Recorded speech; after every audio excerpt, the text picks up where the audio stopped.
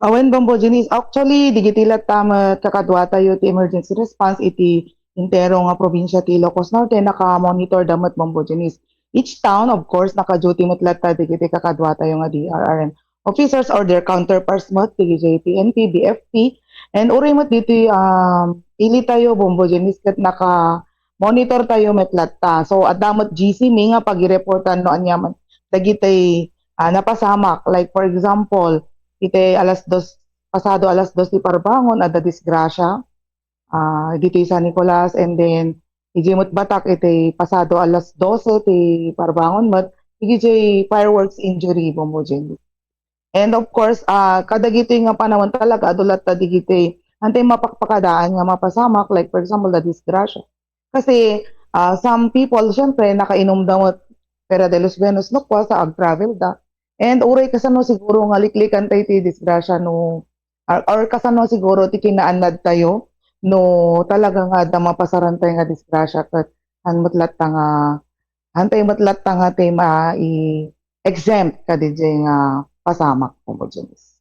Da kadiri deployment ma'am, kadiri personnel iti DRRMOs da iti nagdudumang ili ken syudad diti probinsya tayo ma'am. Nagruna tatta siguro adu ri kitay mapan na kadiri pagdirigusan nagitay beach resorts ma'am. As far as I know, Bombo Janice kat adamat no ko naka-deploy ka digiti responders tayo, especially ka digiti mapan ah, ag agbaybay, mapanji baybay to celebrate New Year, and then dagiti daduma dalat tamot naka-duty ka digiti of offices da Bombo Janice. Okay, so all in all ma'am, amumet di kitay nakanang napaspasama ka report kada kayo during dati panang sarabo tayo iti baro nga tawen, Ma'am Rian.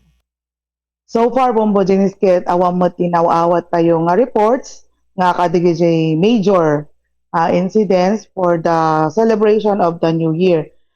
Sapay ko maapo ta awan, kasi siyempre we are still celebrating New Year up to this day.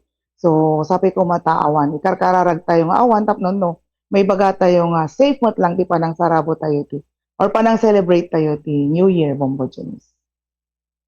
Anyway, ma'am, no, dati bang pamalagip mo, kriti amin nga kakailian tayo, ka probinsyaan tayo, itiratatang baro at tawen, ma'am. So kada kayo amin apo, let's stay safe. Uh, let's enjoy the celebration, the vacation. Kasi syempre medyo nabayag dito eh. Panagbakasyon tayo itata. So January 5 pa iti panagsasarak tayo, no working tayo man. So let's enjoy the vacation. Sapay ko mata. As we enjoy, let us also be safe.